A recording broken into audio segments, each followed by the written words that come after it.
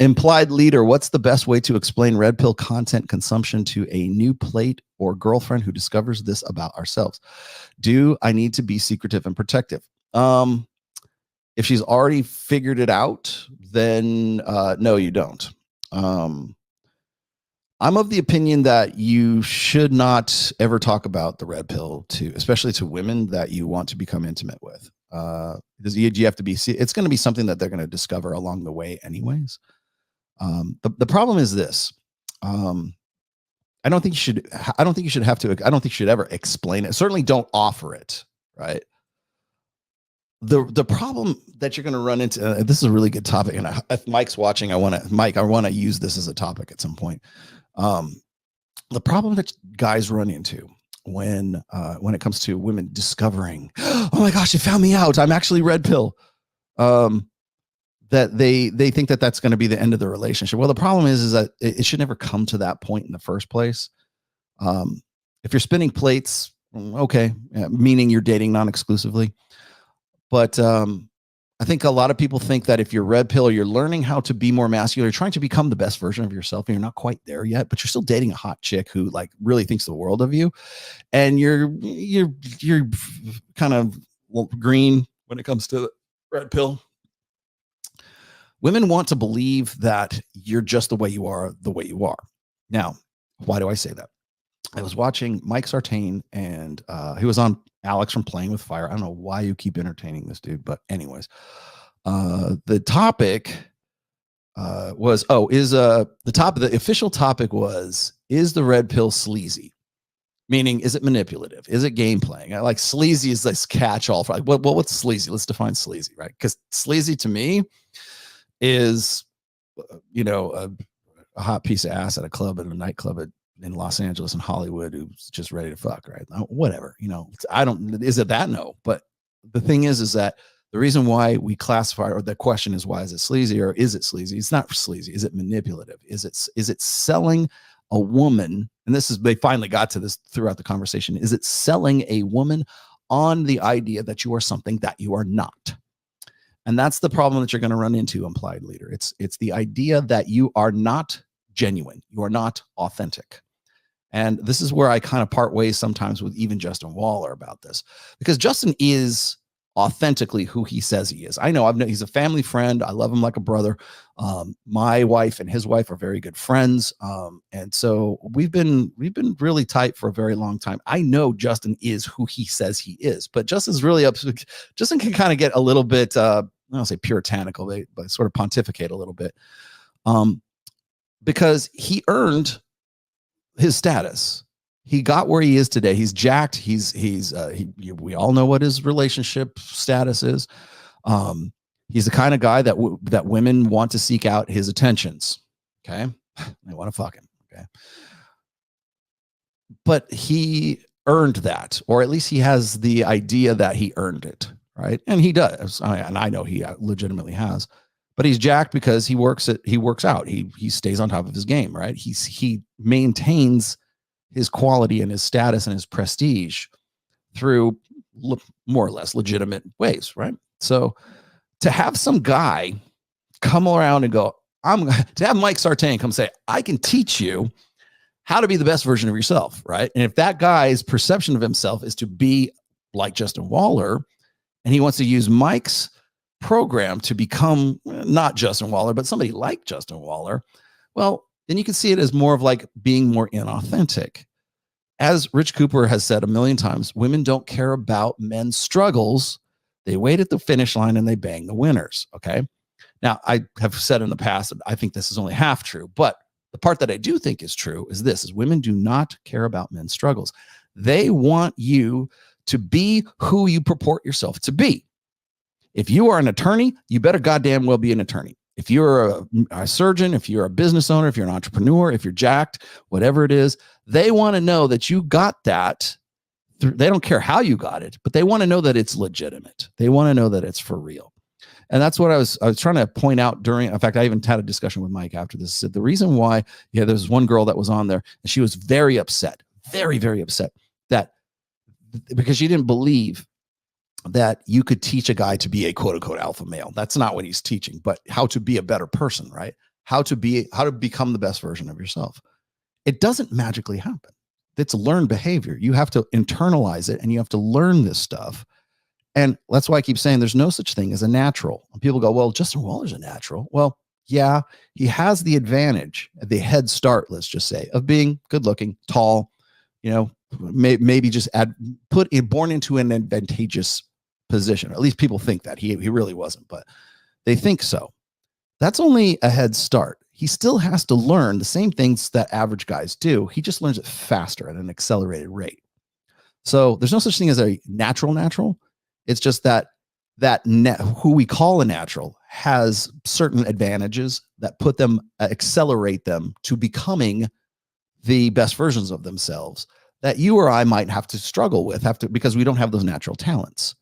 It's not that you can't learn those things. It's not that you can't internalize those things. It's not that your personality is not static. There are aspects of it that are static because it's a genetic thing. But men who get deployed to, live action combat come back with PTSD, and it fundamentally changes their personalities. They might still have the same gifts. They might still have the same intelligence, the IQ. They might still have all the same things, but they are fundamentally scarred, and they're doesn't necessarily have to be scarred, but through experience and through circumstance, it modifies the behavior and the personality that they had before they went off and were deployed.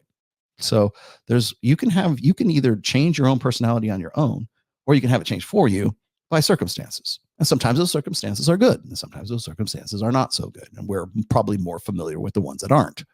So when a woman finds out that you are quote unquote red pill, it's like revealing the game. Women don't want to be told that they're playing a game. They want you to be a good player of the game. They want to play the game. They don't want to be told that they're in a game. And so when you say I'm red pill, or they find the rational male on your nightstand, or they're a member of MOA, and then you kind of go, because there's this imposter syndrome that happens in that moment. Unless you own it, unless you are that person, unless that is your authentic internalized personality. But when women see that, it seems like it's disingenuous, and you're trying to pull the wool over her eyes. And that's exactly why this one woman that was on this panel show with Mike was so upset about whether or not the red pill and PUA and all this other stuff, men becoming better men, was something that was authentic, because her impression is that men who are authentic don't have to do those things. No, they do, but you don't care about their struggles. You don't care about what it took to get to that position of what you think is authenticity. So if you look at Justin Waller, he seems very, very authentic, but he had to become something else. He had to become something more. He had a burden of performance, and he excelled at that burden of performance. And that is genuinely, authentically who he is. Does that mean that if you're not quite up to that level, you're halfway to that level? Does that mean you are a fraud? No, it just means that you haven't internalized everything. You're just not at that level yet. You're gonna be, but you're not at that level yet. But if someone finds out that you're actually learning how to be a better man, and you've been purporting yourself to be that better man, that's when women that's when they think, that's when all the triggers go off. That's when the alert sirens go off. This guy isn't who he says he is. Inauthentic. You know how I know that? Because that's exactly the premise. So that's exactly the sort of the profit model, I guess, of shows like The Bachelor. The Bachelor, and in the lesser part, The Bachelorette. But The Bachelor is the whole reason that's in its 28th, 29th season is because it plays on that need for women to find out authenticity in a guy. Is he really who he says he is? In fact, this is the holistic. I'm considering writing a book called The Red Pill Holistic Method, right? That also then dovetails into discovering whether or not this guy is authentic, whether he's the real deal. If I can prove that he's not, then I dodged a bullet. It's an evolutionary fail-safe for women. Women's worst fear, their existential fear, is to reproduce with a guy who she thought was an alpha, who later becomes a beta. Or she got tricked by a beta to think he was an alpha, and now she's saddled with his child for the rest of her life. And again, why would that be? Why would that be an existential fear? Well, first of all, it's a life sentence. That's number one. And number two, it's tantamount to, because it's sex and it's reproduction that she wouldn't have had she believed that if he were honest, if he were authentic. That's why authenticity is such a paranoid, obsessive, compulsive issue with women. That's why The Bachelor is the most popular show on ABC, has been for a long time, right? Or certainly one of them. That's why it's in its 29th, almost 30th season right now. There are generations that grew up on that show because it triggers, it taps into that pain point that is existing in all women. Is he who he says he is? And then we can carry it on from there. When we talk about shit tests, when a woman shit tests a guy, there's two kinds of shit tests. There's the active shit test and the passive shit test. The active one is like when you meet her at the club and she just like ribbing you to see if you can play the game. Like, are you who you say you are? Are you really an attorney, or are you a sandwich artist at Subway? And that just has really good game and you look good and I'm going to fuck you anyways. Are you who you say you are? That filtration to determine if you are who you say you are, that's connected to the existential fear of women, which is I don't want to breed with a guy who's a bad reproductive choice. It's sexy sons theory. I want my sons to have the genetics of a guy who is authentically who the fuck he says he is. Okay. And then there's the passive shit test, which is, did I make the right choice? Is he the best I can do? Passive shit tests come after you've already had that pairing.